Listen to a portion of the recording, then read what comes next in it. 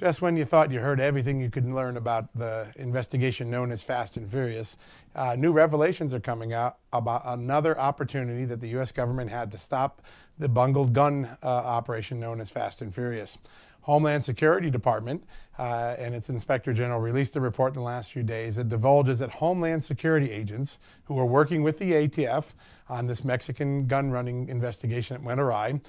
realized as early as November of 2009 that ATF agents were allowing guns to go across the border, not interdicting them, allowing them to fall into the hands of the Mexican drug cartels. And they raised some concerns, but when they were unable to convince ATF that they should stop doing this, that this violated federal policy, they just remained silent and let things go. They did not escalate to Washington. And the Inspector General at the Homeland Security Department in their new investigative report says it was a missed opportunity that customs agents and Homeland Security agents should have spoke up.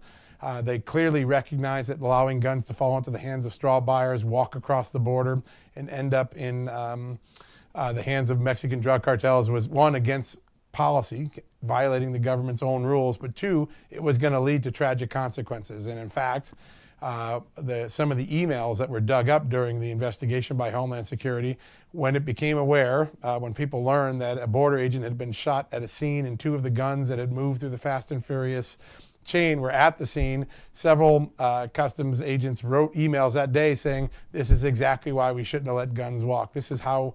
we knew it was going to end with these tragic consequences. And so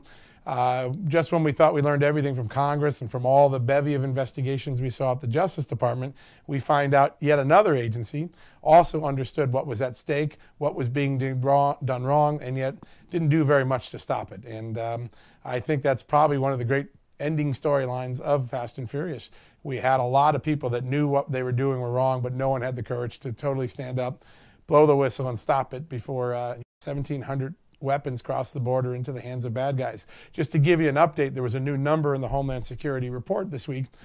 More than 500 of the 1,700 guns that the ATF let walk across the border during Fast and Furious have now shown up at various crime scenes on both sides of the border in the United States and Mexico. It's nearly 1/3 of all the weapons ended up back in criminal activity after the ATF lost track of them and let the bad guys walk across the border with them. I think that will be the number that people most remember from a scandal that's put a black eye on the Justice Department and across all of federal law enforcement.